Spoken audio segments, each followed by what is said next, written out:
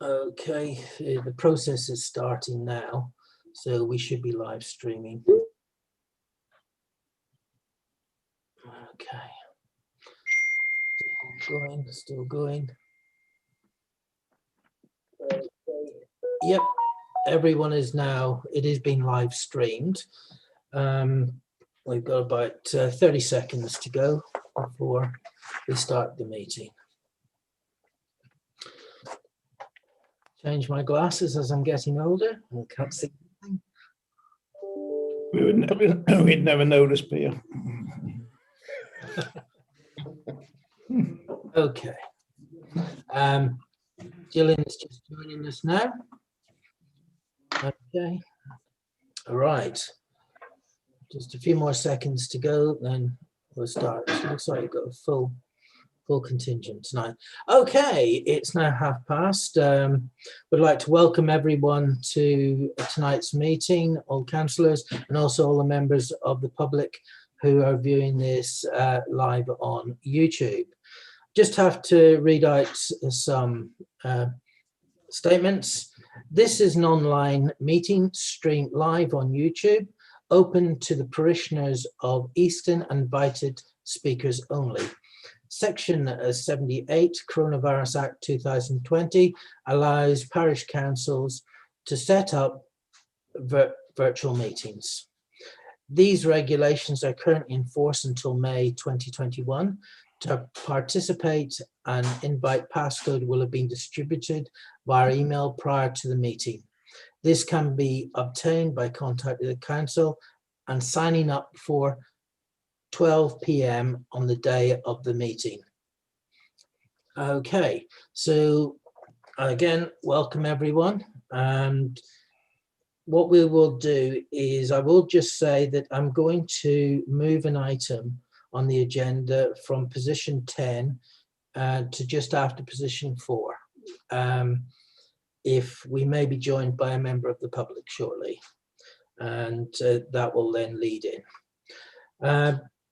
We have declarations of interest for items on the agenda not recorded elsewhere, and any requests for dispensations. Do we have any that anyone wants to make at this time?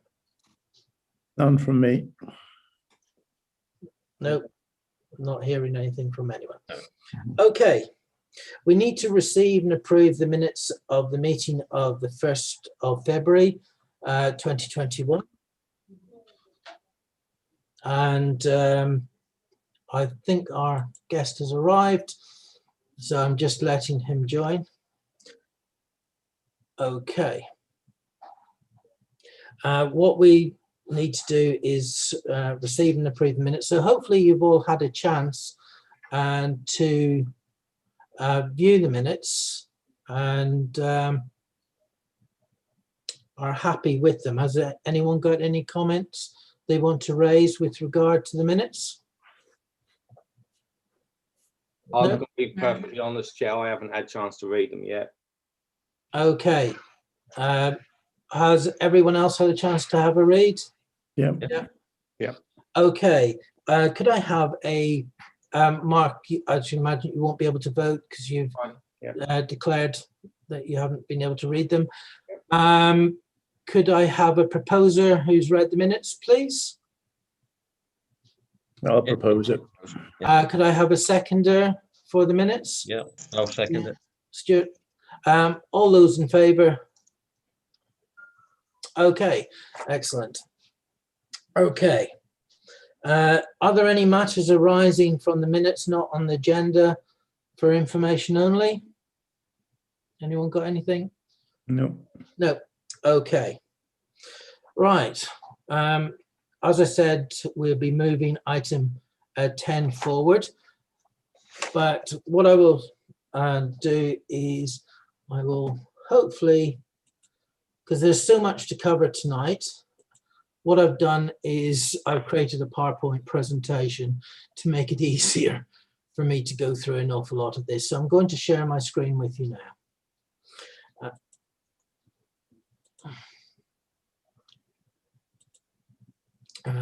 Have you all got a PowerPoint screen showing item 10? Yep. Yes. Okay. Item 10 was mistreatment of verges on Marlingford Road, an update of a quote to install the bollards outside St. Peter's Primary School. The first part we'll look at is the bollards.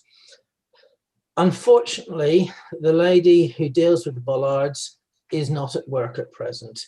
They are hoping that she will return at the earliest on the 8th of March. However, that is not guaranteed. And if it is the case that she hasn't returned, another officer will take over the matter. So we don't have an up-to-date price. The price that we got last year was £2,093 and some pence. We got that, but unfortunately the pandemic overtook matters and this was put on a back burner. It was now brought back forward this year. So the most we will see is possibly an inflation plus a little bit rise within costs.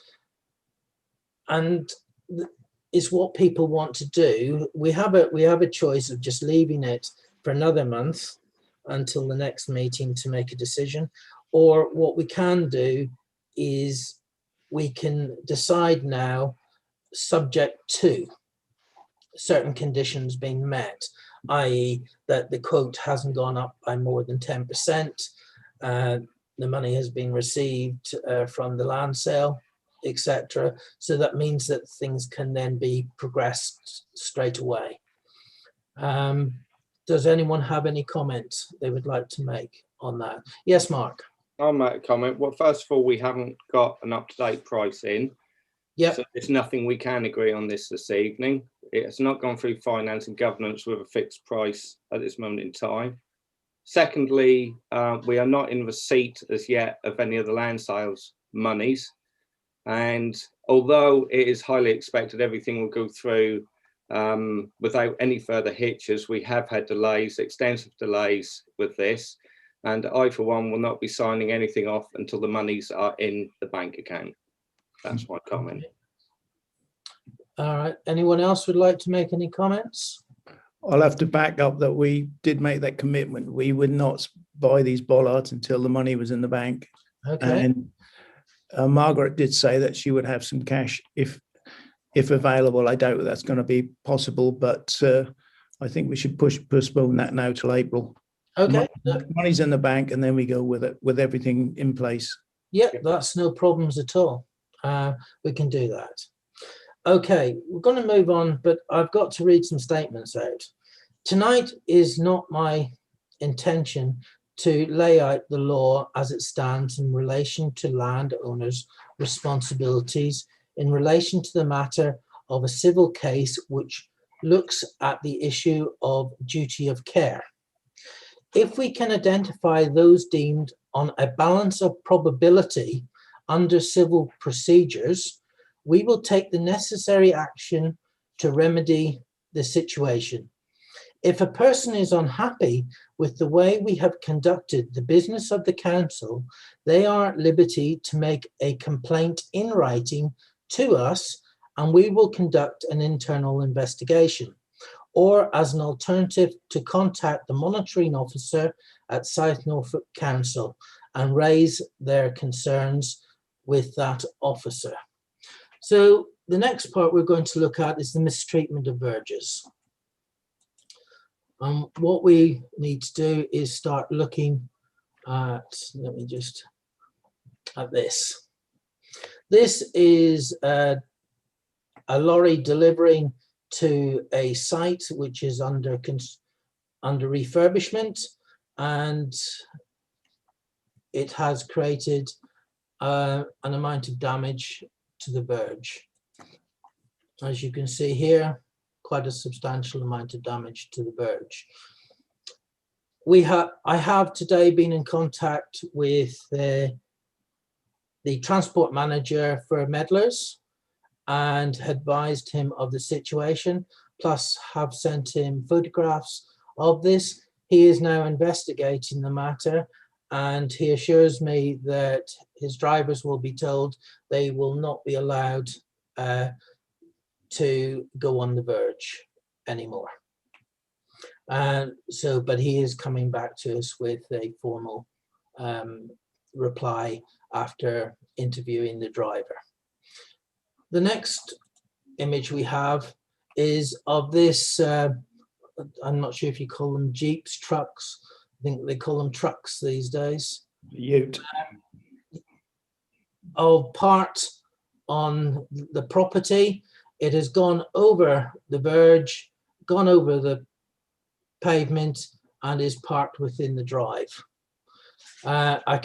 We can only presume it is something to do with the building work, whether it is the owners, the builders. That is not our place to worry about whose it is. All we can do is say that it has gone over the verge, and it will cause frequent travel like this will cause damage to the verge. It is, as I say, it is not for us to deal with the law at this time. We have sent out a letter asking the landowner to make good the verge, and we request that this traveling across the verge no longer happens.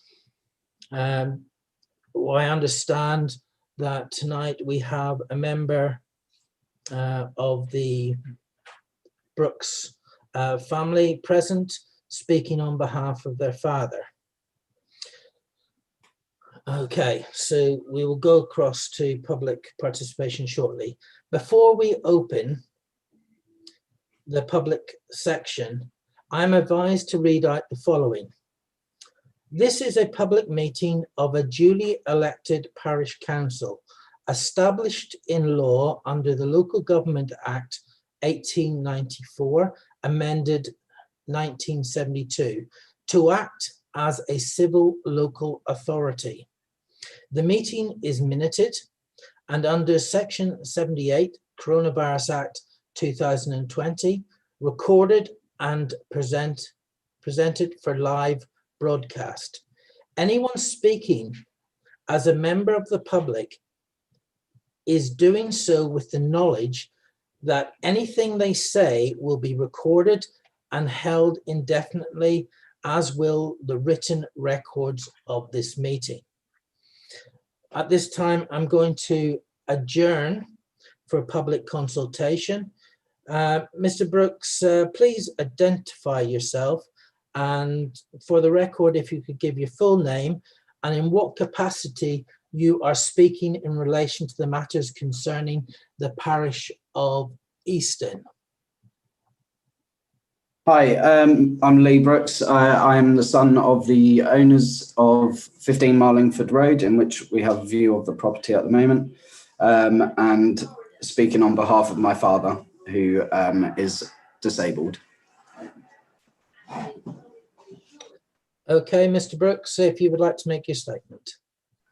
Yeah, so we received a cease and desist letter subsequent to manoeuvring vehicles that we requested to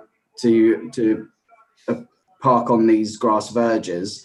So first of all, my statement would be that we've never instructed anyone to park on these verges. And second of all, if a driver of a vehicle goes over the grass verge, we cannot be held responsible for that as residents of the property.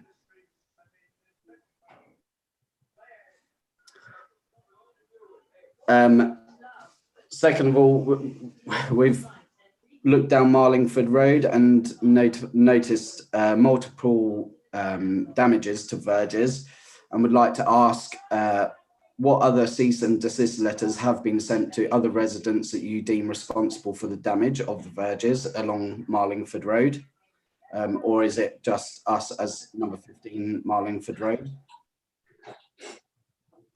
When was a decision made to, or when did discussions start to decide on putting bollards in place to restrict vehicles from parking on the grass verge, and restrict any further damage caused by either or any member of public that decides to park on the grass verge.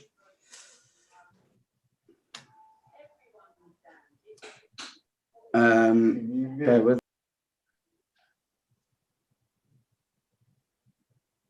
Do you have anything else to say, Mr. Brooks? Putting the parking. Yeah, so sorry, it was just getting a reminder off my parents. So whilst we've owned the property, there has been a new footpath, and I believe Anglia Water put some services in that grass verge, which led to some further damage. Has this been approached at all by yourselves for the up to highways and Anglia Water? And can we continue these ongoing discussions for the next agenda, please? Have you finished, Mr. Brooks? Believe so. Anything else? No, that's it. Thank you. Okay, thank you, Mr. Brooks. Any action we take with regard to other parties is an action between the council and the individual, and is not for discussion with yourselves. As with regard, we will go after anyone where we find evidence of where damage has occurred. As I stated right at the beginning, I'm not going to lay out the law to you. I suggest that your father obtains independent legal advice with regard to his duty of care as landowner. I'm now going to open the matter up for councillors if they would like to ask any questions of you. I've got one hand up so far from Councillor Caton. Thank you. I'm actually going to cut straight to the chase here and say I'm actually ashamed of the action we have taken, or the action what's been taken on our behalf by the chair of this council, by sending a threatening letter to a new homeowner of Easton without first consulting the other members of the council. We are witness to what's been happening on the verge, and I, for one, have seen one vehicle on there which damaged it, and then the damage being made good without any action from us whatsoever. Our first port of call would have been to open dialogue with the homeowner, rather than jumping straight in, sending a letter with such threatening action, of which I, for one, am totally ashamed of, and I do not support in any way, shape or form. And I'm in support of the homeowner on this. You, Chair, have acted beyond your reach and without consultation of this full parish council. Okay, Mr. Councillor Caton. Does anyone else wish to make any comments? Well, as a resident of Marlingford Way, I've walked past the building site and actually spoken to the gentleman on a few occasions and his father. The comments I would make is if we'd sent a letter, I asked them to make good after they'd finished the work and to start sweeping up and clear the paths of any muck or soil or brick rubble that's been spilled over. That would be more appreciated. And plus not parking on the corners when they're doing the building work, or asking their contractors not to park on the corner and to park on the pavements, because as the school opens, mothers with pushchairs, prams, and other wider type transport need to go up and down the pavement. If some agreement can be made on that, I'd be more than satisfied. However, building work has to proceed. I was in the same situation, similar situation when I was doing here, but you have to manage it. That's me finished. Okay, any other councillors who wish to make a comment? Yeah, I think I'm in a sort of similar agreement with the other two in that I know I missed last month's meeting, so I don't know if I missed something, but I did think it was kind of rather heavy-handed to be sending out a letter when it didn't seem that we'd actually just approached the homeowner and asked them what were their plans for making things good. Having had building work done myself, I know it's not always very easy to control what your builder's doing, especially if you're not there all the time. I just think having some sort of conversation with the householder first might have been a bit more appropriate. Okay. Anyone else who wish to make any comments? Okay, I'm going to ask our clerk to explain why he came to me asking to approve a letter. Can the clerk? Yeah, sorry, Peter. What just when you say approve a letter, You, I mean the cease, yes. It was a cease and desist letter. Yes. Can you explain the reasoning why the letter was drawn up and it was approved? Because I understand that you had comment and you felt action should be taken, and I agreed with you. Well, we'd had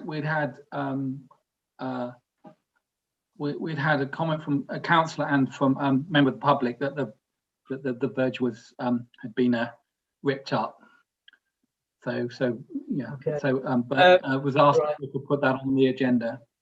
Okay. Councillor Cordy.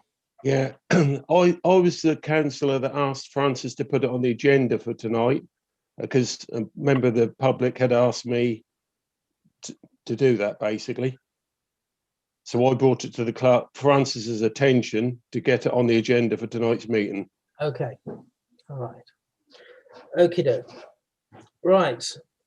I've listened to the comments that have been made by Councillor Caton, Councillor Jobling, and I do not believe I've acted outside my authority. If anyone feels I have, there are procedures to go through to make a complaint, and that is through to the monitoring officer outside Norfolk Council. And I'm willing to happily defend my position with regard to this. We hope that these matters can be resolved in a way of trying to work forward. We cannot continue to allow the black vehicle that's parked on the property to continue to go over the verge. There, in due course, bollards will be put in place. Mr. Brooks, yes. Hi, sorry. So first of all, I'd like to just say thank you for the support from was it Mark, I believe, and Jill, and the other gentleman that also supported us. I would agree with I've forgotten the gentleman's name that said that he spoke to us on a few occasions. Mike Jobling. Mike, that's it. Mike, yeah, and we are. I would like to say that we are a very approachable people, and following this damage that was caused by meddlers, we did notice this, and it has been repaired by a friend of mine who's working with me. Equally, with the vehicle going over the verge onto on this black 4x4 that we can see in the image at the moment. With building works going on, we need to access the property at different areas, and sometimes it's difficult to, if we needed cement there, then we'd need to get cement access for that area, in which case we are entitled to do so, if it means crossing highways, etc. But obviously, as residents, we don't want this damage to affect the visual side of Easton and Marlingford Road, so we will always put this right.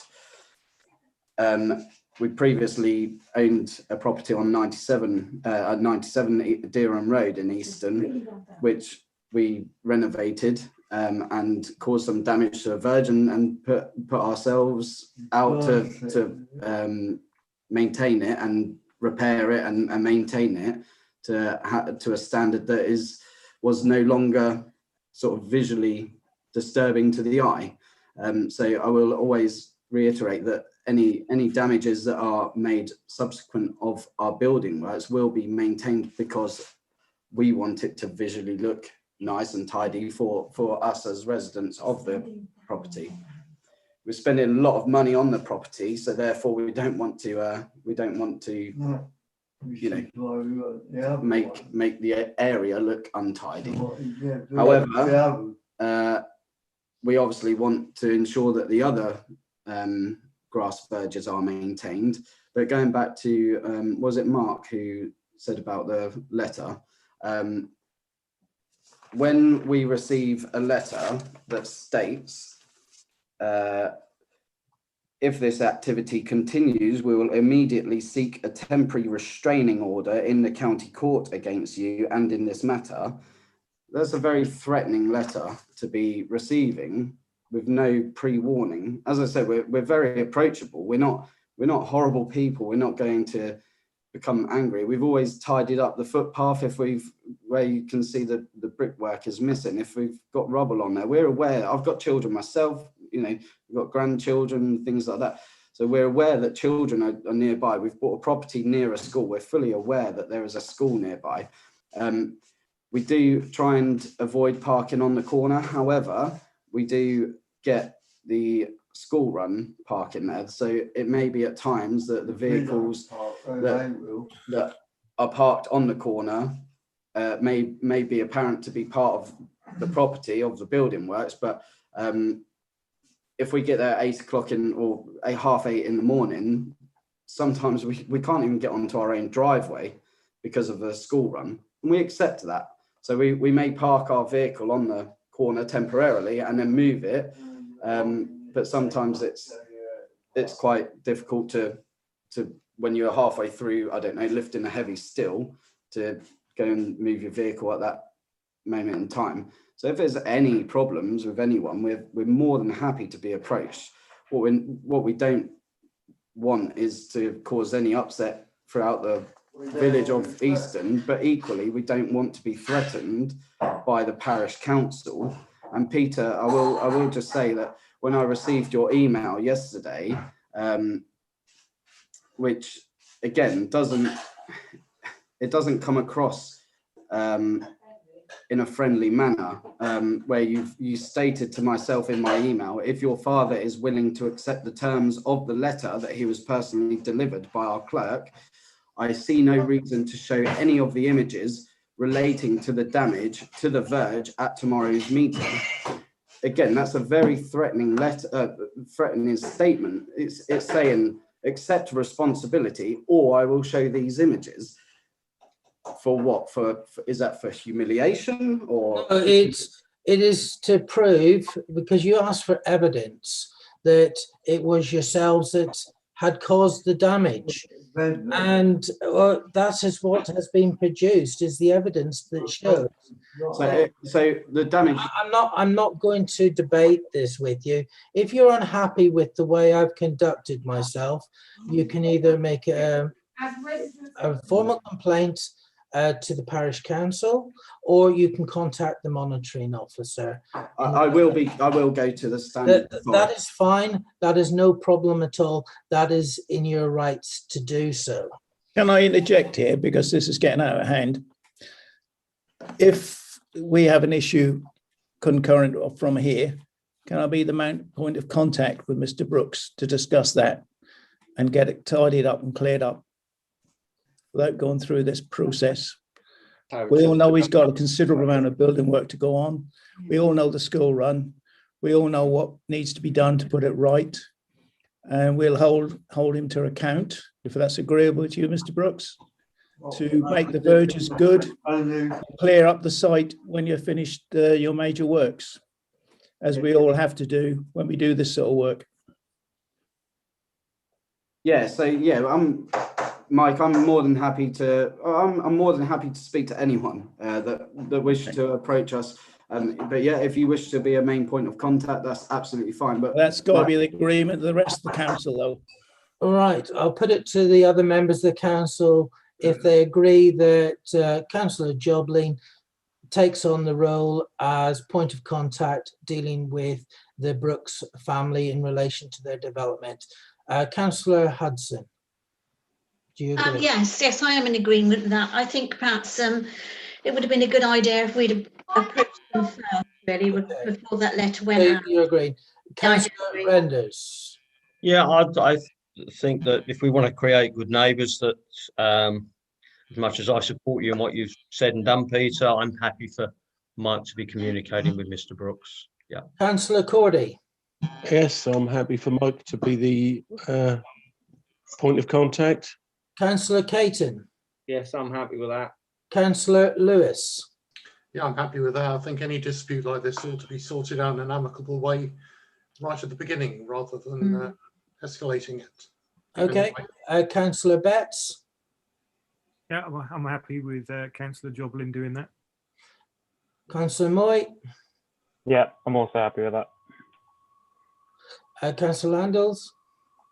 Yeah, that sounds good to me. Okay, Councillor Jobling will be your point of contact for the future, and we hopefully look to move forward, and that you will enjoy living in your new home. Chair, may I? We need to now move on to. Chair, may I? Sorry, before we move on. Yes, Councillor Kate. I'd like to propose that letter is retracted. As a feeling of goodwill. Yeah. Can the clerk confirm the obligation? The only obligation on that letter was to confirm to make verges good. Was that correct? Yeah, Peter, just the letter finishes with saying, if you do not conform or confirm in writing to us within 14 days that you will make good all damage sustained to the verge and return to its original condition, we will issue legal proceedings. Okay. So okay. So that's what we kind of need, is just something to say that it would be done within 14 days. But we're not going to do. I mean, if we just had confirmation they're going to return the verge to the condition. I think we've received that. I think Councillor Jobling moving forward will work with the family to ensure that the site is in a good condition as we move forward. So I think there is no need to progress the letter any further forward. However, it will not be withdrawn. We reserve our position should the need arise. I think that's a mistake, Chair, and it's not shown goodwill. That is your opinion. If you and you can overtalk me all you wish, Chair, because I will overtalk you. You will give people the opportunity to speak. And as I said, I believe that's a mistake, and the letter should be retracted. And I'd like that to be minuted, please. I'll support that. Clerk. Can I support that? Any other councillors wish to support that? I'll support it. Yeah, me too. I think it sounds sensible. Yes. In a goodwill gesture, it's probably the correct procedure. Councillor Renders. I'm just at the end of the day, we've got to do what's right. So as a goodwill gesture, yes, but I still believe myself, although I support you, I support the other councillors, that in cases of this, yes, Mike is going to ensure that those verges are returned as they should be by the Brooks family. But you, as the chair, you retain that right to send that letter to anybody that's, breaching. If Parish I Council that right to send that letter should be made by full council. I'm not disputing that at all. I'm not disputing that, but I'm saying that as the chair, Peter is in that position, and You know, he has, yes, as you brought up earlier, should perhaps or possibly should have been discussed. But we do have a, you know, as a chair, he is there to try and protect, along with us, you know, what goes on within the parish, because we've all seen the problems caused if these things are allowed to persist. Okay, there has been a vote of the Parish Council to withdraw the letter. Can I instruct the clerk that that is to adjust the minutes to record that we have withdrawn the letter? Thank you. So, sorry, just to confirm, Martin, what was your position? I've got everyone else but Martin. Well, I'm happy for that letter to be withdrawn. I just feel embarrassed to be put into this situation where we have to talk about something like this.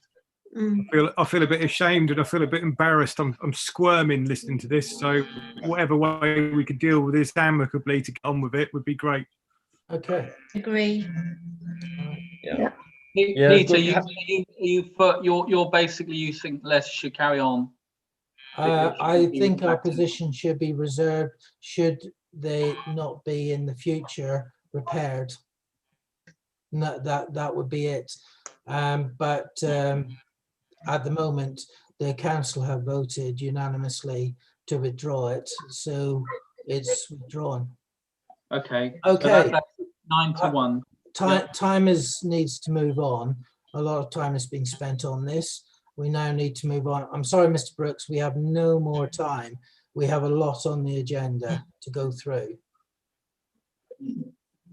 Okay, so we need to move on to the next area. So I'm closing public discussion, and I thank Mr. Brooks for his contributions. Right, so let's move on. Next one is item 6. As update for the sale of the land on Durham Road housing development. On the 15th of February, ESCO confirmed that the planning permission is a satisfactory planning permission in relation to our sale contract. All cost deductions have been agreed. A completion statement was issued by Norton Legal on the 18th of February 2021. Completion is due to take place on the 31st of March 2021.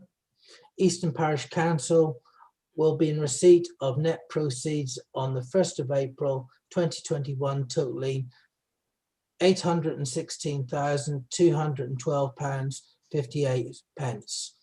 Over the course of the development, the Parish Council will receive the following additional sums. Community Infrastructure Levy, £129,854.19. Off-site open space contribution of £100,000. The total net receipt for this development is £1,046,066.77. Does anyone have any questions in relation to that part of the update with regard to item 6? It's very pleasing to see. Yep, we're getting there. I have asked them a further few questions of when they're likely start date and so on. I'm just waiting for them to get back to me. They will be appointing a project manager who will then become our liaison as a parish council. Item 7 on the agenda, update by myself with reference to the SEN school planning. There has been objections raised by Natural Environment team, and we have corresponded with the team putting this together because we were quite surprised at this objection. And what they're saying, and there is nothing in the NETI response of any fundamental concern. The referenced ecology, tree and inspection surveys have either already been carried out or, in the case of the Badger surveys, are in the process of being completed. In terms of replacement tree planting, we are currently showing 55 new trees to be planted on the school land. I will be asking can hardly say it at the moment. Anyone want to have a go at it? Yeah, arboriculturalist. Arboriculturalist. Yep. To confirm the number of trees being removed, so we can review once again how we sit numerically with the one-to-one replacement requirement. The other part of this, what was asked was in relation to the LLFA comment.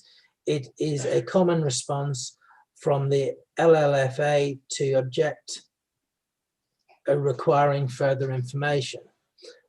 I was, however, surprised at the robustness of their comments, especially with the use of the word misrepresentation.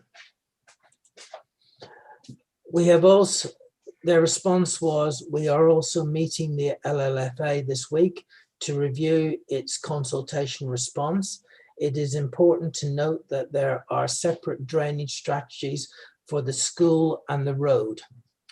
Now, there needs to be a clarification of what they regard as the road, because the highway, they're referring to, I'm not sure where he's referring to, because what the LLFA were talking about was the entrance road onto site, and they're saying that should be part of the drainage design and not form part of any other design. It should be encompassed within that. It was quite I don't know if you've had any chance to read that response. It was a very robust, I was surprised at how robust it was, a response, and felt we did need to get some understanding of this, because they were using words like misrepresentation, which is very strong language for the LLFA in relation to these sort of matters. Does anyone have anything they want to raise or comments they want to make with regard to that update at the moment? No. We have had highways, and the 278 will come forward once approval has been formally given for this site. Moving on, there is, I'm going to come off because there's some updates. I'll stop sharing now. And we've got some updates. There's been some discussions held with Persimmons on the 16th of February on provision of new allotments. Mike, would you like to cover that, please? Well, we had a meeting, a general meeting, was very satisfactory. We proposed various things. Water was going to be an issue with reference how we obtained it. The immediate thing was that we'd have a greenhouse per half plot, which bordered both allotments. So they bordered 2 half plots. So there'd be a long greenhouse, shared greenhouse, and then be a water butt at each end. However, that's not going to last very long on an allotment of those sizes. We agreed to have quarter allotments as well, because people can't manage half allotments. They certainly can't, some people can't imagine a full allotment. But discussions around water storage, the cost of that, and they're looking at a borehole and bore water. That's okay if the system works, if there is bore water there is available, and then we need to understand the running costs of something like that. Do I believe, and I'm not 100% certain on this, but we have to have annual inspections and cleanouts of bore water. So there is a cost there. Against the amount of water costs that we actually have by tap water, that also has got to be a consideration. If we're going to increase our allotments by another 25%, that could then only increase our water consumption by at least another 25%. So that was all satisfactory, in as much as that plans are going to be drawn up with the land. And I think Benjamin's going to be working along with, or sorry, I call you Ben, grandson's Benjamin. So if you get into a habit, with certain layouts and what's achievable, an area for people to sit and eat round or meet with, a covered area, a table, etc. Maybe some form of electric supply there. There's obviously a full compound, 2.2 meter compound all the way around, and then low level fencing around the allotments, rabbit protection, etc. 2.2 is going to keep the deer out. That's a start. And then deep fencing all the way around, try and keep the rabbits out and any other vermin that's not required on an allotment. That's an overview. And we've got some way to go with that yet. We've got to get the written agreement back from Persimmon about what they're going to do for us, and what they can do and what they're going to fund. And I think then we can move forward from that. Hey, thank you for that. Very comprehensive. I think there were also talk of some slightly higher level quarter plots for people with accessibility needs. Yes, yeah, we discussed that, and maybe put those in a sort of a block so we can have a driveway, you know, and that'd be part of the design where people who've got mobility issues that can get to the plot. So you then have to put a proper hard compacted ground down for them, but you need obviously to make sure it's drainage, and using the forget the name of the checker, like a resin that you put down, allows drainage but gravel or grass to grow through. Yeah, a green drainage point, but also gives you a hard stand. I can't remember what it's called now. Checker. It's like a chessboard in plastic. Yes. Goes down. It's a honeycomb Type thing. Yeah, there's a proper name for it. There is, but name escapes me at the moment. Okay. Yeah. This is going to be ongoing over a long period of time. Does anyone have any questions with regard to the allotments at this stage? No. I was very pleased with the positive response we had from the allotment holders who were also present at the meeting. Yes. They were very happy with how the meeting went, and that was a credit to everyone involved in that meeting. Okay, the next one we need to move on to is 8.2, design layout of phase 2 open space. So Ben, over to yourself. I'll keep it brief. So I've been in contact with both Persimmon and also now kind of in contact with a few different suppliers regarding the kind of equipment we can hopefully get on the space, which is kind of just south of where the primary school currently is on that field. That's going to be the open space area. So we're looking at having a range of play equipment kind of to the side where the new village hall will go, and then looking at different kind of options for having a multi-use games area on the site as well. So currently kind of in contact with different suppliers about the kind of the options we can have there, and that's looking to be kind of coming to fruition by the end of March. That's the kind of deadline Persimmon have, just waiting to hear back from a few different people for that, really. If there's any questions anyone has, please, let me know. Anyone got any questions with regard to phase 2 of the development of Persimmons? No one at the moment. Okay, moving on from there is item 9. I'll go back to shared screen. Okay, hopefully you can now see the shared screen. Does everyone see the shared screen? Yep. Item 9. Yep. Okay, for discussion and resolution, response to consultation on the GNLP required by the 15th of March 2021. One area identified as EAS1 on the plan, detailing 90 additional houses to annex to an area allocated to the new SEN school.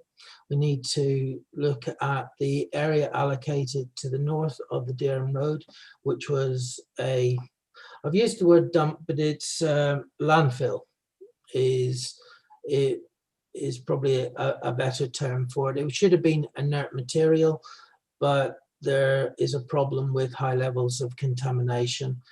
So I badly worded that. It should be landfill. So there's 90 houses which comes off the allocation because it's unviable to deliver, certainly at the present time, on that site. And the concern is that further housing will be squeezed into the existing phases if this was to go through. Additional activities identified for the showground would impact traffic movements, particularly if there was an increased retail and weekend events. And we need to be aware of the Honingham development, the FEP near the church, which crosses into our boundary of Easton and is at odds with the Easton Neighbourhood Plan. So what I've pulled up is an area map showing what they want to put. This is a showground.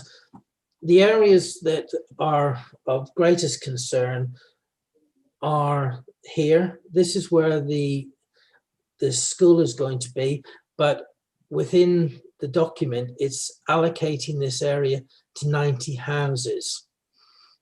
And this area up here is already allocated to 90 houses, but what they are saying is they want to add an extra 90 houses on here. Now, what we have over here is the plan for Honingham, not just Honingham, but parts of Morinford. It goes right south to there as well. But the area of concern for us is this area here. And it would take us right to the boundary. But what it also does is, if we don't make comment on it, it leaves them an opportunity for developing that through another LDO, or they wouldn't even need an LDO. They would say it's development land, and then they could start developing other things on there. So we need to be mindful of that. This is greyed out at the moment because it's classed as unallocated at this moment in time, refused, but I'll cover that in a second. What I'm going to do is bring up some other documents. Now, I don't know if you can see it. I'm going to close shared screen and reopen it. So let's share screen again. So what I'm going to start with is the technical detail of what we need to resolve again to make comment on. This is what the showgrounds want to do. They want to add what they call small scale food retail, including an anchor unit selling a significant proportion of local produced goods. They want to look towards put a cafe, a restaurant, a public house uses, and other leisure and service uses to serve the wider function of the showground. The concern that lies within this is the road network. It's having difficulty coping. We know that even with the proposals that to make changes to the roundabout at Easton and the going over the A47, the figures don't stack up very well with the problems that will manifest on that piece of land. It's like they still are indicating they want to teardrop that roundabout, which will cause serious concerns for Easton residents, where you would come off, you'd have to go over the bridge, round the roundabout, back over the bridge, and then if you wanted to go to the park and ride. The first area we need to look at is, are we happy with allowing this to go through, or do we wish to oppose it? It is your choice as councillors what you want to do on this. Does anyone have any comments they want to make? Well, I'll say all along, it's showground is a showground, and that's what its purpose. And I think if we try and block too much, they'll end up with being something else, and we'll have a worse issue, wherever the issue may be. I don't have a problem with it being expanded and for all the multi-purposes, and especially if they have a local food processing for local produce. I think it's a great idea. It's not food processing, it's just Not food processing, sorry, for selling locally grown, sorry. just retail. Yeah, just Okay. retail. Yeah, I don't have a problem with that at all. Okay. Yeah. Does anyone else wish to make comments with regard to it? My only query with the retail side is there the need? You already have Longwater the other side of the A47. It's already got one vacant unit at the moment. So do you have a need for that there? It's just going to add extra traffic for very little gain, wider gain. So that'd be my only concern, really. Yeah. I would just like to add to that. I mean, we don't really know what the Royal Norfolk Showground are going to use this retail for, but if, for example, it was something along the lines of what they do at the Royal Norfolk Show, where they support local producers and local businesses, then it could actually be something completely different to what is on the Longwater Industrial Estate, and provide much needed support to local businesses or Norfolk-wide businesses, and provide a different angle to retail that we don't currently have. I used to work once upon a time with the Country Land and Business Association. Used to have a lot of work with rural businesses, and they need as much, and they need a foot up sometimes. They need some assistance, and the Royal Norfolk Agricultural Association do a lot of great work to help these businesses. So I don't see any reason why this food retail unit, if it is used for local businesses, could be a good idea and a beneficial idea for all, really. Yeah. I'm with you on that, Martin. I think that is probably what that's going to be used for, and I think that's a good idea. I think in the current climate, we've seen a big increase in the use of farm shops and local farms springing up with their own stores and produce, and I personally would be looking to support them if they're on the showground. That's good. How do people feel, because no one's mentioned the cafe, restaurant, public house uses and other leisure services? Well, that's great, because another restaurant, if it's a good restaurant, it'd be great. Public house, we don't have anything near us apart from the Marlingford Bell. Yeah, We can walk there. We can walk there, yes.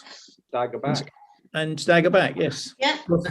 I would say across the fields, but I don't think there'll be any left. Okay. No. So are we happy to support this one? Yes, I am. Yes. Okay. Yeah. All right, excellent. Francis, if you can make note of that we'll support this one. Okay, that's fine. Do we need a resolution on that? Or is it Yes, we do. We need a resolution to support policy COS 5 GNLP 2074. I need to get someone to propose. Yeah, Mike Joblin. So seconder, please. I'll second it. All in favour? It's unanimous, that one has received our approval. Next one I'm just going to move on to is with regard to Easton. Sorry, here we go. Is the extra, I would look to put a resolution to oppose the extra 90 houses being allocated to this block of land, as it is going to be allocated as a school. And I would look to, within the resolution, to point out of the potential loss of 90 houses here, and there are concerns that they will be squeezed on elsewhere. Mark, you have. I'd just like to confirm what you're saying is that the 90 houses earmarked for where the school is proposed, will be distributed around other phases 1, 2 and 3, or 2 and 3? It would be potential. It would be, by the time it would go in, it would be likely to be 3 and 4. Okay, yeah. I'll happily support that with you. Yeah, so will I. Yeah. And me. Okay, so Francis, we've got resolute. What about the view, to mention the viewpoint of the concern with regard to the 90 houses, and we would not look to see them redistributed across phases 2, 3 and 4? 2, 3 and 4, yeah, okay. How do people feel about that part of the resolution? I'm okay with that. We would want them to be left, the 90, for that space, if in the future that becomes available to be developed. Yeah. Yeah. I agree with that. Yeah. Everyone happy? Yes. Sorry, is this separate to the previous one talking about we don't want the 90 distributed? This is 90. This is EAS 1 we're talking about, where we are saying that we do not want an allocation of 90 houses on what they regard as the last unallocated section of EAS 1, as it is now allocated as a school. And we'd just like to draw the attention to the fact that we would not look to see the allocation of the houses, the 90 houses, for the area to the north of Deering Road, which was a landfill site, to be reallocated between phases 2, 3 and 4. Yeah. So I would be happy to propose that. I'll Need a second second. that. Mark seconding. All in favour? Okay. Okay, that's everyone, yeah. All right. The final one is, let's see if I can bring it up, is with regards, sorry, my apologies. I'll just come off, stop sharing for a second and bring back the other maps. Okay. Share. Okay, so hopefully you're seeing a share of a screen. Let me just bring this up. Current slide. Hopefully you're seeing the current image on your screens. Yes. This is the final one. At the moment is sitting in their unallocated, it's like the pending file for the future. And because it's going to form part of the document, I feel that we should still make comment with regard to it, especially around this area here. I'm not sure how people feel about this, but I believe that we should be making comment that we would not look to see it industrialized. Yeah. Let's get people's views and comments. You mean industrialized or?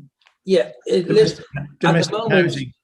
the likelihood is what this would then be is industrialized, which is, if it didn't go into an LDO, and it's just then future allocated as for commercial development, there could be a lot of other things that go on there, which would sit outside of what has gone on this part of the site. If that makes sense. Is that area covered with an LDO currently? No, this area here is covered with an LDO. That area is not. South Norfolk were planning on putting an LDO on it, and then they decided against it. Okay, thank you. And the reason for that would be? us. Mhm.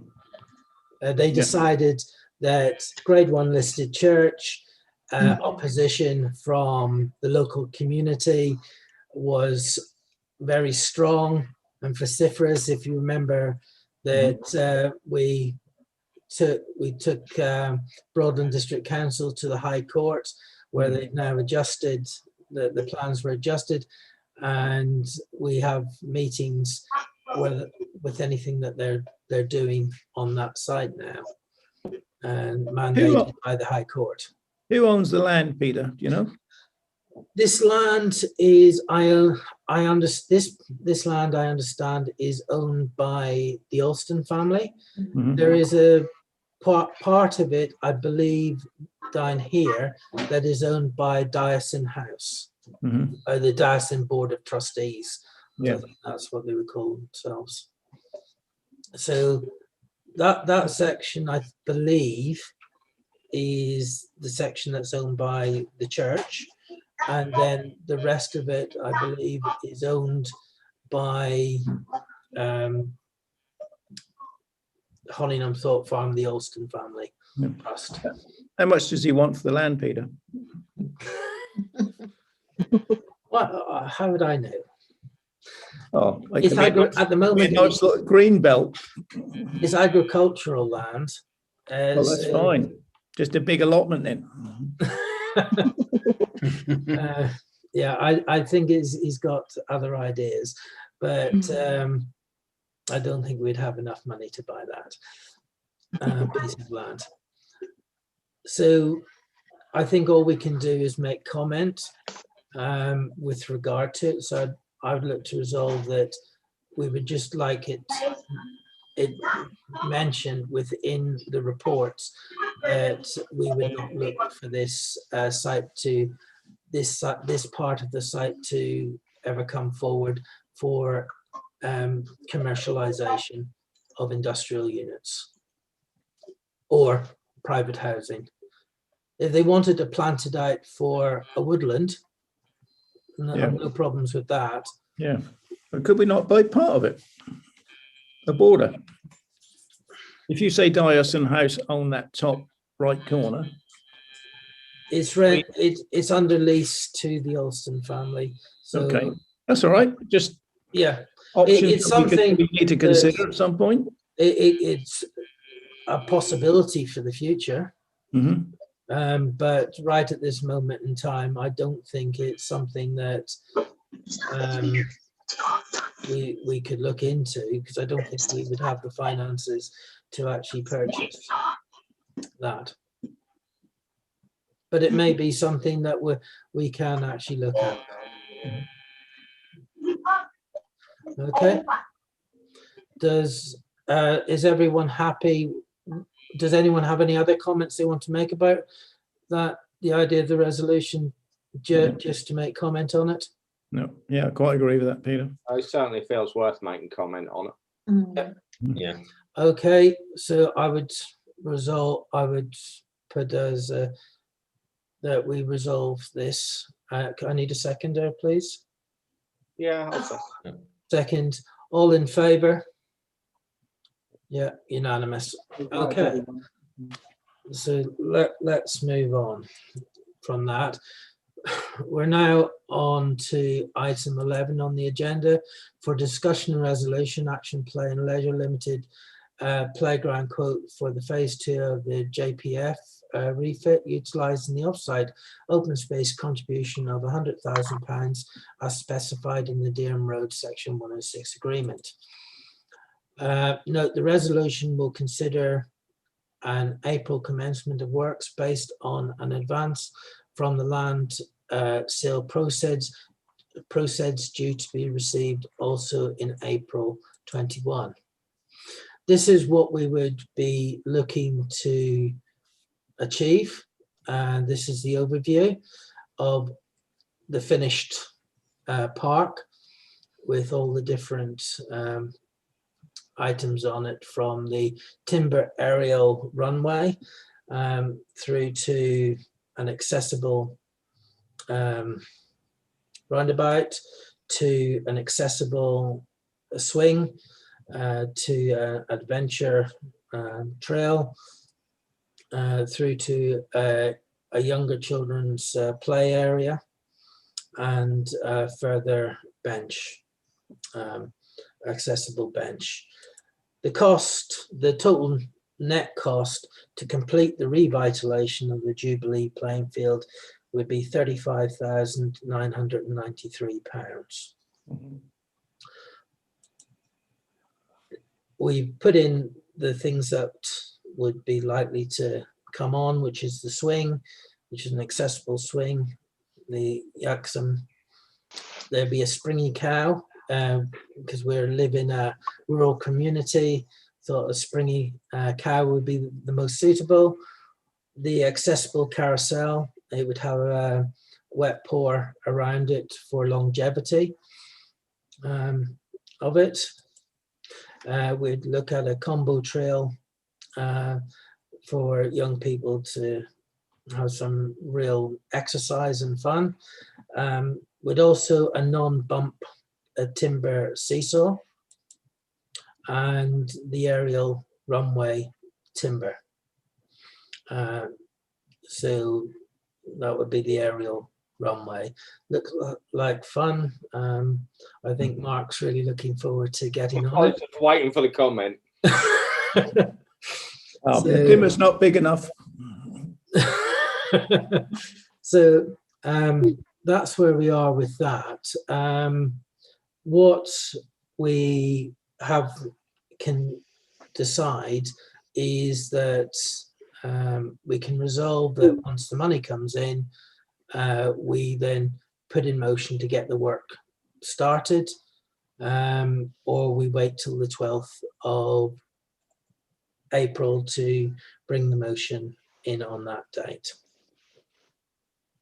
Personally speaking, we've got a fence to put up as well. I think we should bring that into the same works. So I think April's going to be a bit early for that. I would respectfully suggest that the fence could take an awful lot longer than you're thinking, because if you want to remove a hedgerow, you're going to have to get full planning permission, a whole range of reports, plus it can only be done at certain times of year.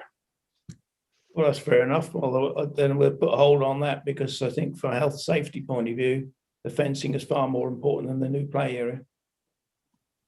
I'll agree. I do think that the fencing should be in first for safety reasons, because once the park's done, there's going to be more and more children up there, which is great. We want the children up there, but we also want them to be safe. Yeah. We don't want them running through the hedge onto the road, which they do now. Yeah.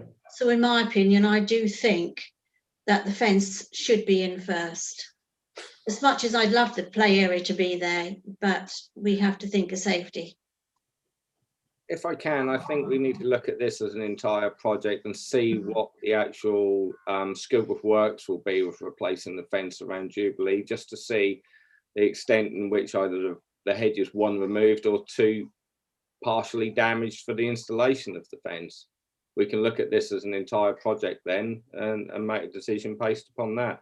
I'm wholeheartedly in support of the new equipment on Jubilee Field. I'm also supportive of a new fence around Jubilee Field. I think we're sort of breaking this down, and we really need to see the bigger picture as to what everything is going to be involved. If it means the fence is going to be delayed through planning permission, through the hedge, or for whatever need, then that is a due course of action, and that will be the action we need to take. I think we'll wait this long. A few more months won't make any difference. The money's earmarked. Yeah. It's not in, but it's earmarked. Yeah. Anyone else want to make any comments with regard to what people are saying?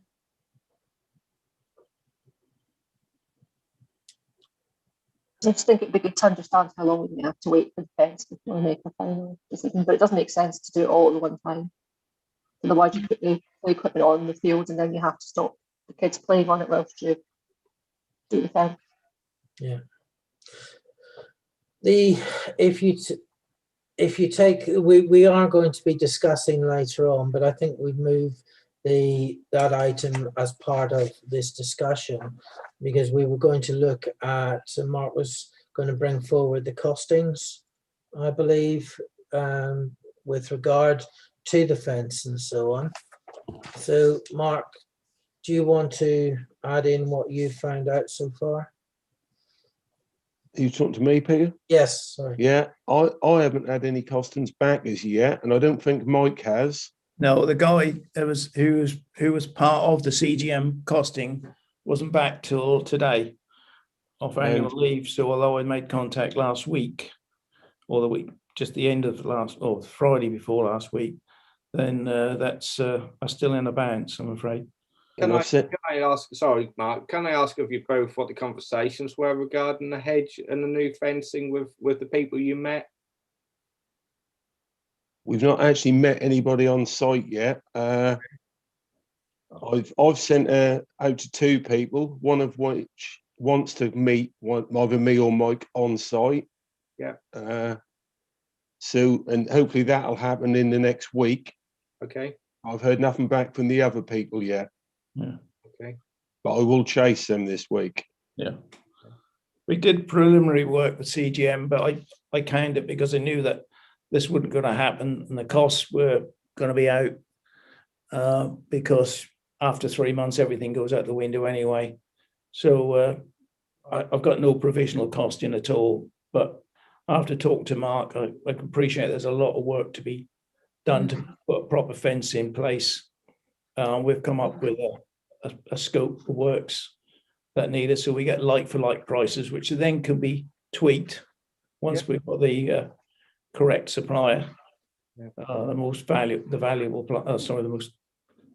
for money supplier, and it's competent to do the works. Yeah. But we will need planning permission, I believe. Yeah. Because the fence is within 2 meters of the highway, and the highway being the back of the footpath. Yes. Yeah. That's the need, isn't it? Yeah. Yeah. Obviously, we can't go into planning without knowing what's happening, plans, etc. So at this stage, I don't see there's much we can really agree on. And I did ask planning if there's any chance of a pre-planning meeting last week, and I haven't heard back from them yet either. They've probably got to have a meeting about holding a pre-planning meeting, haven't they? So. Yeah. We can try and push that forward through Margaret.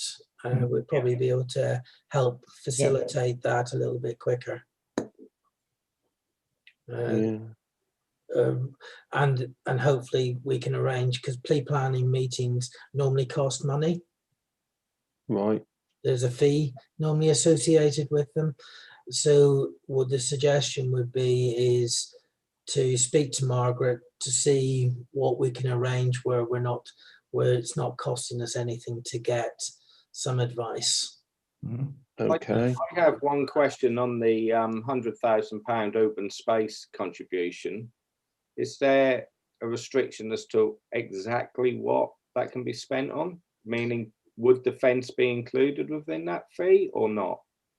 I don't know at this stage. I think we need to find out.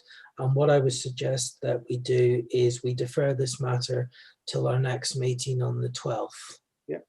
And and hopefully we brought everything together and work out solutions, because if it looks like they won't allow the whole hedge to be removed, because that'll be one of the things that we would need to know, that it may be that we can put an inner fence, a lower inner fence on the inside of the park to stop them breaking through, and then we can get the equipment up for the young people for the summer.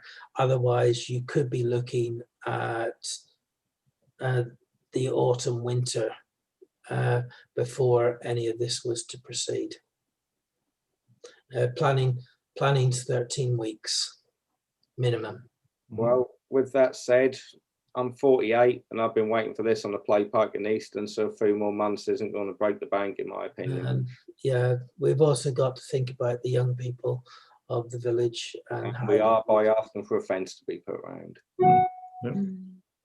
So we'll park this, Francis, if we park this until next month, please. Yeah, yeah, go on for next month. Okay. We'll move on to item 12, update on Norwich Western Link developments and feedback from the meeting. Going to go through this fairly quickly. 26th of February 21, Norfolk County Council announced it is withholding its decision on the Norwich Western Link business plan until at least June 2021.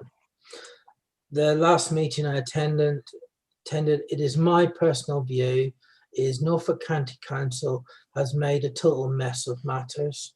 NCC Highways have failed to make the necessary decisions around the side road strategy in relation to the A47 Easton to North Tuddenham, and with the inclusion of Highways England as part of the Norwich Western Link local liaison group has blurred the lines between the two independent projects. I also saddened to report Western Longville Parish Council was very vocal in its opposition to Highways England's plans for the A47 at Lower Easton. It would seem they are very happy for approximately 4,800 vehicles to travel along an unclassified road every day so as to avoid an extra 1,500 vehicles on its B and C class road network.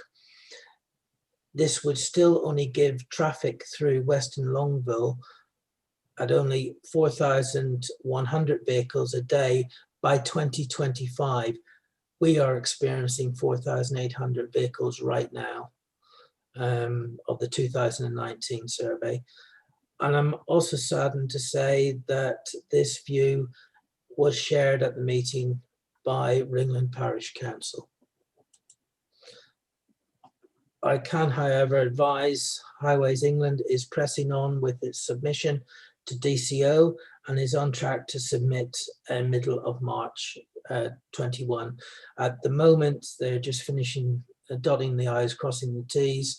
The reports are all done and they're doing a page turn, what they call page turnover, just checking everything is there. I asked a load of questions with regard to traffic modelling.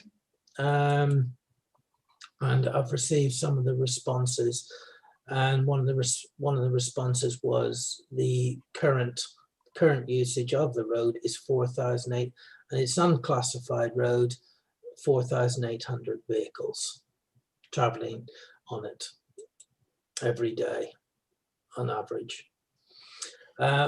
What are the traffic? We've asked them what the traffic movements are once the A47 dualling takes place between Easton and North Tuddenham for the following roads: Ringland Western Road and Taverham Road, with and without the closure on Honingham Lane. What they've indicated is nothing would be coming through Lower Easton, and what we would see is on the Taverham Road would be 2,500 vehicles by 2025.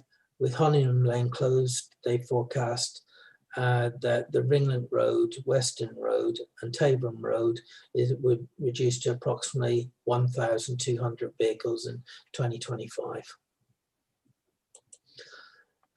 We asked them what are the traffic movements expected to be once the Norwich Western Link comes into operation for the following roads: Ringland Lane, Western Road and Taverham Road, with and without a road closure on Honingham Lane after the A47 work is complete. They forecast that Ringland Lane of Taverham Lane is approximately 130 vehicles. Western Road is approximately 550 vehicles and Taverham Road is approximately 1,100 vehicles. In comparison with the existing situation, more traffic seems to use Taverham Road as the result of the omission of a link between the A47 and Church Lane Easton. At that time, WSP hadn't modelled a scenario with Honingham Lane closed and Norwich Western Link open. We did ask for that, and finally at the last minute they produced it. The only way I could get it was to use my phone to capture it on screen, so it's a bit blurry of an image, but what it's doing is showing what happens with the Honingham Lane closed, and what Western Longville would receive. At the moment they're getting 2,600, and I do stress these are not unclassified roads, these are B and C roads. They think what is classed as due minimum is with the A47 dualing done. They would say in 2025 it would increase to 4,100, and do something that's with the Western Link is 700. Honingham, then we look at Honingham Lane closed with the measures on Taborham Road. Western Longville, if would have 4,500 vehicles, still less than what Lower Easton is getting now, but with them doing the Western Link, they'd be down to 700 vehicles, which would be the same as if, you know, both scenarios wise. I think that Western Longville are being unreasonable in what they're saying. David was present at the meeting. He was going to speak as a resident and also councillor for Lower Easton, but they muted him as he was about to speak, and he has written to them wanting to make his points known. David, would you like to add anything to that? Not really, apart from the fact that I really can't understand why Western Longville should object to the closure of Church Lane in Lower Easton. I mean, I can't really see the relationship between the traffic flow from Taborham down to the roundabout at the moment and Western Longville. I mean, how on earth does it affect them? Doesn't make sense to me. No. Does anyone have any comments or questions with regard to that section? No. Okay, we asked some further forecasting, and it was more technical of how they deal with the food enterprise park, the SEN application, and any other housing expansions in the area. So they have an uncertainty log, and they group things together, and they do take account of all the different things that are being forecast to come in, depending on the level of certainty. There was a response.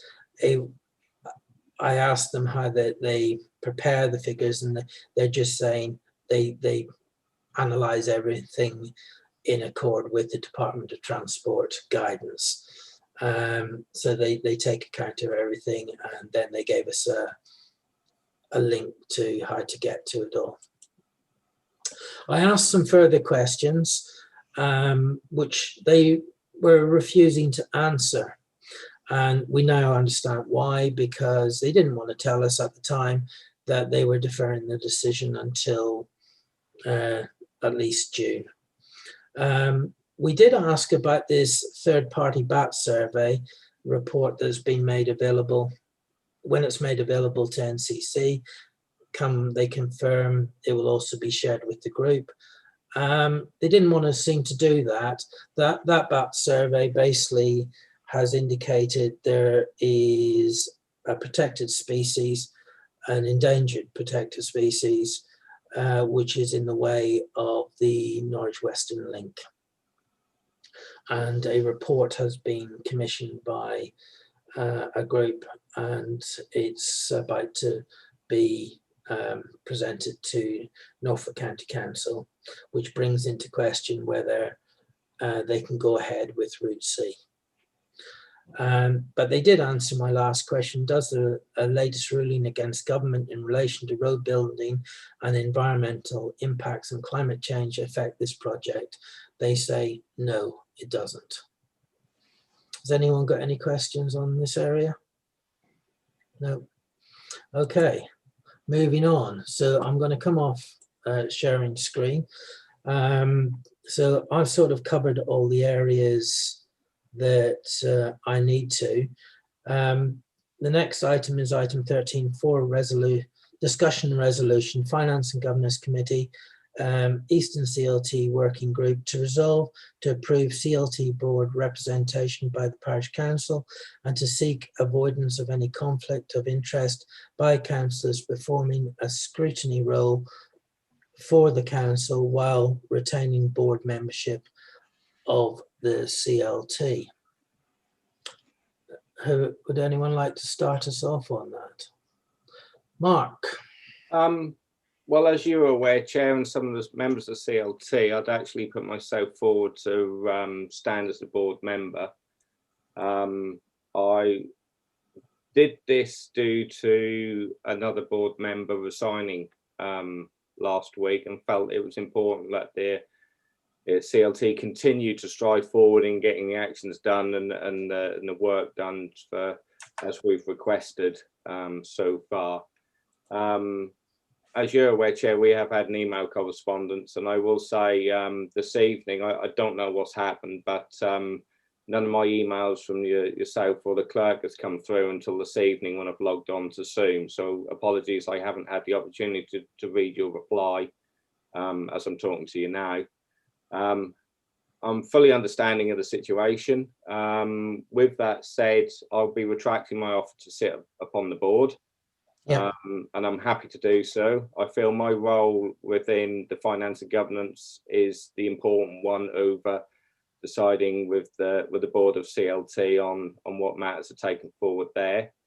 However, as I believe we're all aware, with David standing down as representative of the Parish Council on the CLT, with everyone's agreement, with me still in position as finance and scrutineering, I'd like to put myself forward to take that position on. However, if the council feels that that is also a conflict of interest, I will happily retract that offer as well.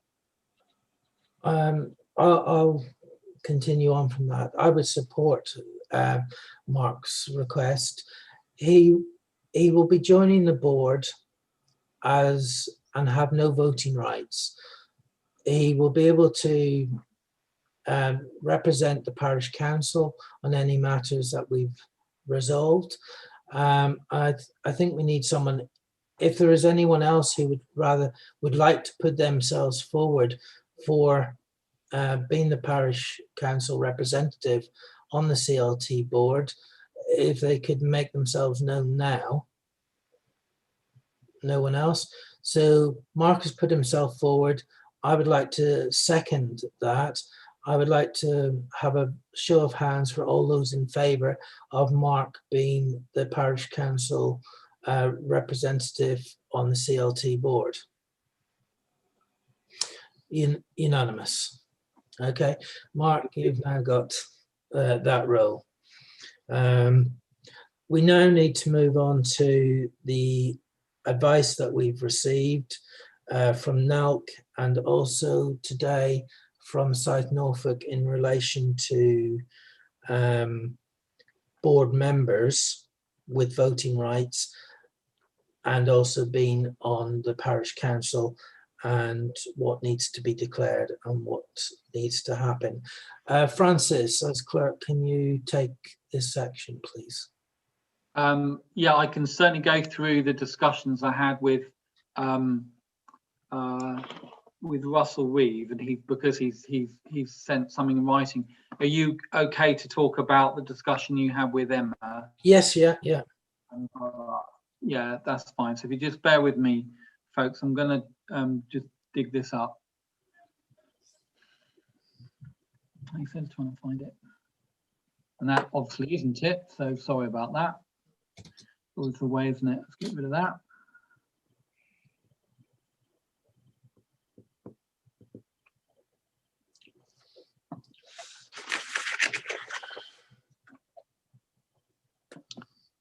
There's the laptop doing its thing. So, okay.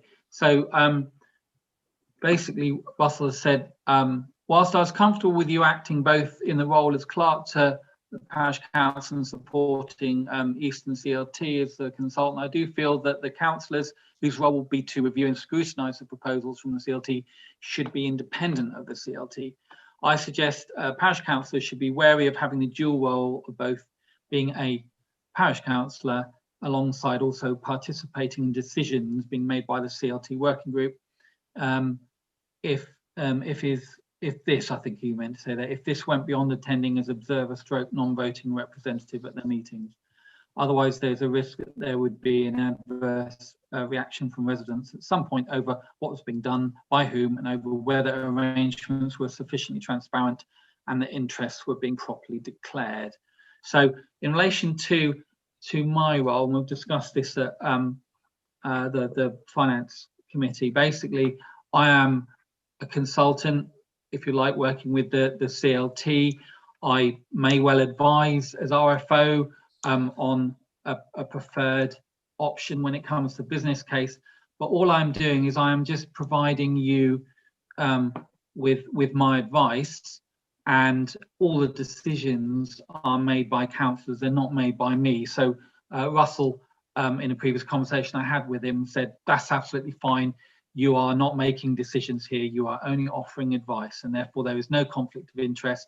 However, you see here, it's not the same if you are a councillor, because you are actually, if you're on, if the council is making a decision as to what we should be doing going forward, what proposal we should make out of the business case, what the preferred option would be, then the council is actually councillors are making decisions, but then they're also on the board of Easton CLT, so they're making the decisions there and then voting on it unless we decide to do something else. So I shall stop sharing that one. So that's one half of the advice. So that was Nalk and Russell Reed. Yeah, and from South Norfolk, they have said they believe there would be conflicts of interest, which would need to be declared, and a number of actions taken. We have a choice, really, as a parish council. Those who are members of the board and also of the CLT and also parish councillors, they would not be able to have a voice or a vote on any parish council business that involved the CLT. We can deal with this in one of two ways. One, we can remove councillors to the waiting room, or we can just ask them to mute and turn off their video screen until we have finished the discussions on that section, so there can be no way that anyone can say that they pulled face, whatever. So there is nothing. Which would you prefer the councillors to do? To mute their screens, to mute their microphones and turn off their video, or to be put into the waiting room while matters were discussed, given that they will be able to look on YouTube for what is said? So yes, Jan. This concerns me, doesn't it? It's because I'm on the it concerns two members. Mark, who would represent, would not be affected by this because he has no voting rights. It would affect you, and it would affect Ben. Right. So what you're saying is then, I'm on the Finance and Governance Committee, so I can't. If I went to the Finance and Governance Committee and said I have an invested interest in the CLT, I don't vote on that, or can't I have any say at all in anything? You would have no say, and you would not be able to vote on anything with regard to that. And when it came to the full parish council, you would not be able to have a say or a vote on that either. Okay. All right. Right, so we've got to make a decision then as to what I want to do, whether I want which council or the council have a choice to make of either saying that when CLT matters are discussed, you are put in the waiting room, or just to have your microphone muted and your video switched off just while we cover CLT matters. And it's for the councillors to vote and decide on which they prefer. So if I go round the room, Stuart. For me, I don't mind. But it's as long as we follow correct procedure, I'm happy with that. So, you know, I don't mind whether you mute their video and their sound or put them in a waiting room. I don't mind either. Okay. Either. All right. Mark Cordy. No, you're on mute yourself. No, you're still on mute. Proving the point there. Yeah. I think they could just mute themselves and turn the video off for the period of time that. Yeah. But you can see we're mute, can't you? So you know But, we're telling them. yeah, you'd be mute and we can't see, Yeah. and we wouldn't see your faces, so we know that you're on. Chair, may I? Sorry, am I on the understanding if you're in the waiting room, you're not actually privy to what's going on? Technically, no, except that because we stream live on YouTube, they could look on YouTube, and you know, so I'm understanding that. I just wanted to clarify the point for everyone. Yes, else. yeah. So I see no. I personally see no reason to make people go in the waiting room, but it has to be the opinion of like the. I say, I'm happy for mute and video turned off. Yeah, David. Yeah, same here. Mike. Long as whichever way is the most legal way, and if you need either way is legal. And which way you could prove that you've done the correct option. So whichever way is proven. If someone asked you to replay the tape to prove that you yes, it would be shown that. Yeah. Okay, Martin. I think in an age of multiple devices, I don't think it really makes a difference where you put someone in a waiting room or put them on mute and turn their camera off. You could look at YouTube in any way. That's right. I don't think it really makes a difference one way or the other. So I'm quite happy to go with the flow on whatever decision you make. Yeah. So Jill. Yeah, I'm happy for mute. Okay. It's the easiest, really. I think there is a general consensus of agreement that people are put on mute and they turn their videos off, and I think that is the consensus. Do you need us to vote, Francis? Or are you happy to take the consensus of what people have said? Well, I'll take a vote on it, Peter, simply okay, because then we know. I propose that's what happens. I need a seconder, please. Yeah, Jill put her hand up for seconding. All in favour? Yeah, unanimous of those that can vote. Okay. Right, we've resolved that one. Okay, so moving on from there, we need an update by the clerk for the COVID-19 restrictions and advice on holding meetings. Over to you, Francis. Yes, so as we stand now, we have not had any information regarding the latest coronavirus government. Okay, can we then defer this? I'm mindful of time. Can we defer this one then to next month? We can do, and we may get some information on that. Okay, so we'll hold this one off till next month until we get some updated information. Planning applications for the land north and south of Dereham Road, planning permission, discharge of conditions 31, 32 and 34 of that planning application. Hopefully you've all had a chance to have a look, and I would like to propose the following: that we resolve to accept the conditions within 31 and 34 without the need for any further comment. And with regard to 32, I'm just going to bring up a screen for that one.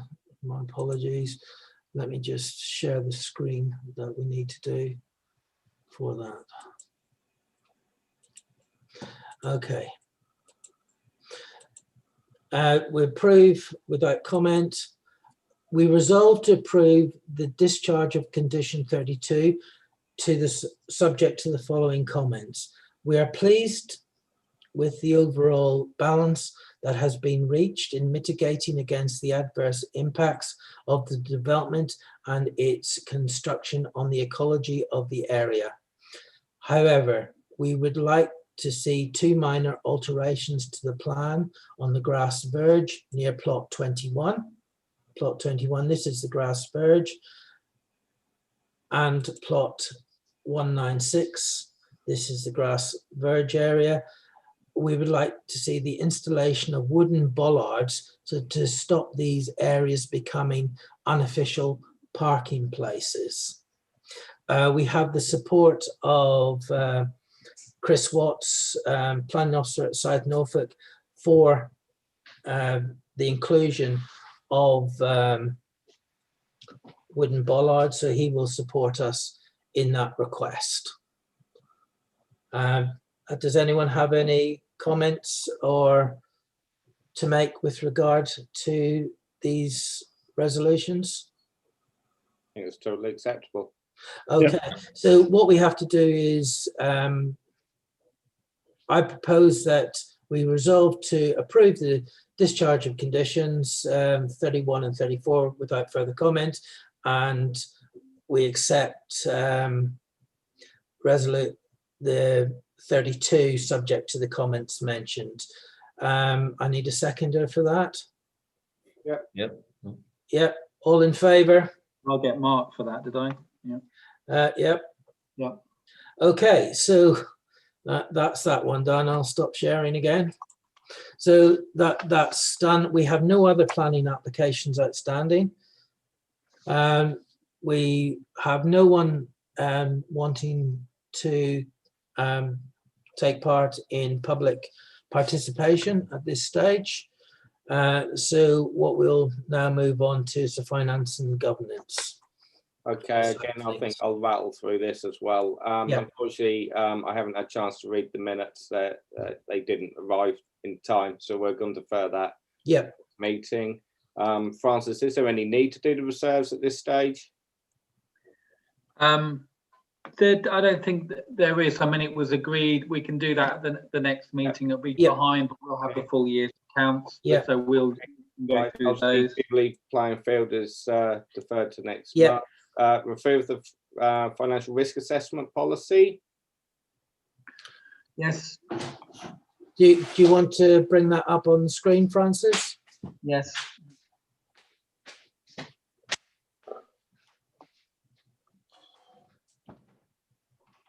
I'm trying to find it. Apologies, folks. Can I ask if anyone hasn't seen it?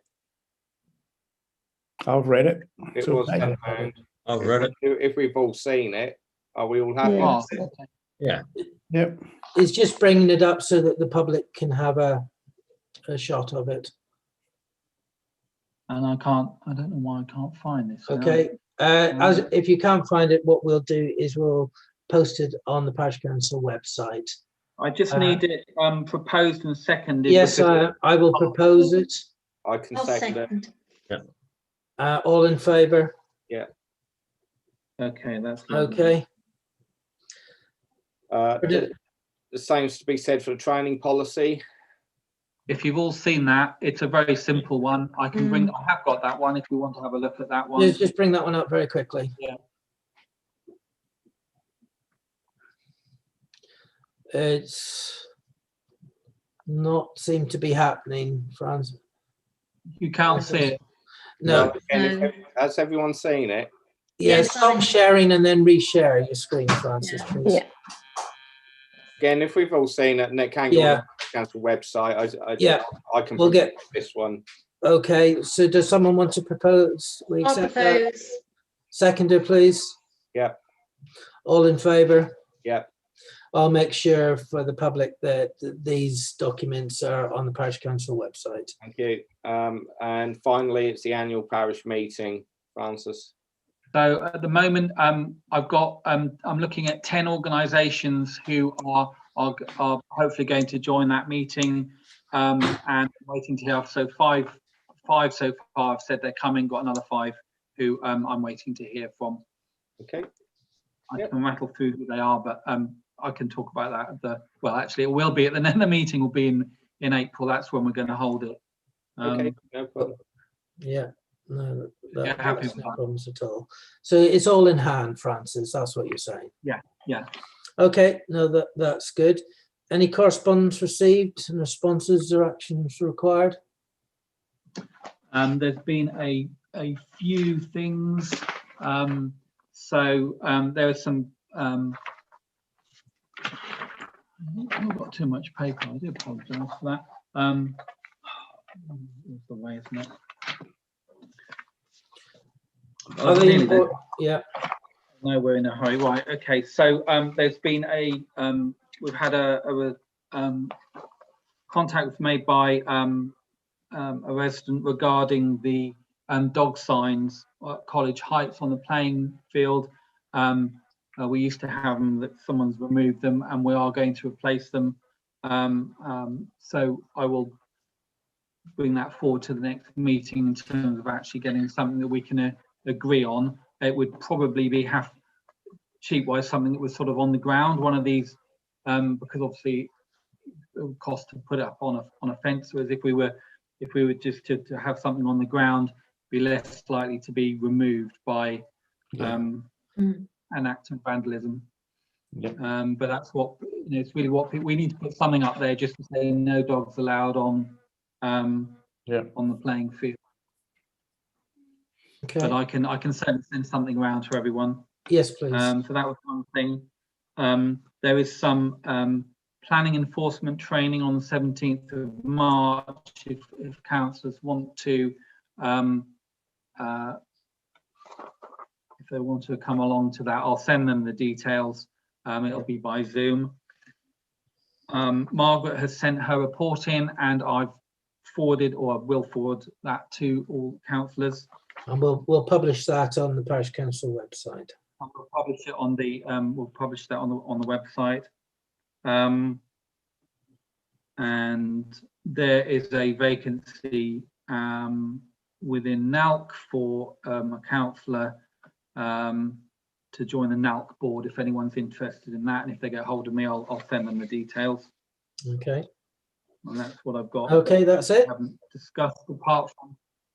I was going to say I had a resident contact me by phone telling me that they'd thrown a dead piglet into the hedge by the church. That has been dealt with, but he just wanted me to basically record that for the council's attention, that people are doing stuff like that.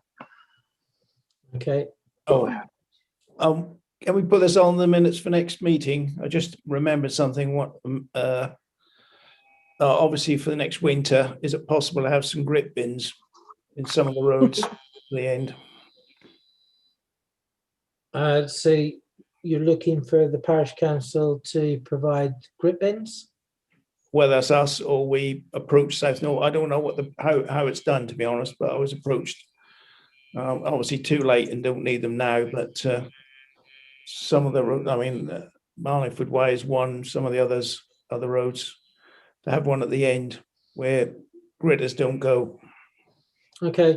What we'll do is we'll organise that over the next month and have a word with highways. We got about 10 months to do that one. Yeah, we'll sort that one out. Yeah. And they do have some grip bins in certain areas, and hopefully they were full and ready to use. Okie doke. The next item is item 19, is exclusion of the press and the public under the Public Bodies Admission to Meetings Act 1960 during consideration of the following agenda items. and it's to discuss the forthcoming financial arrangements following agreement of the Section 106 by all parties, re-land north of Derham Road, Easton Parish Council, South Norfolk, the trustees of the Runton Trust, and Orbit Homes 2020 Limited. We have to vote a resolution to go into private session. I would propose that. I need a seconder, please. Yeah, I'll second that. Yeah, all in favour? Okay. I would like to thank everyone who has been watching this evening on YouTube. We now go into private session. Please stay safe, continue to socially distance. We will be out of this pandemic soon, and we all look forward to seeing you in the village hall, hopefully in the not too distant future. Thank you for watching.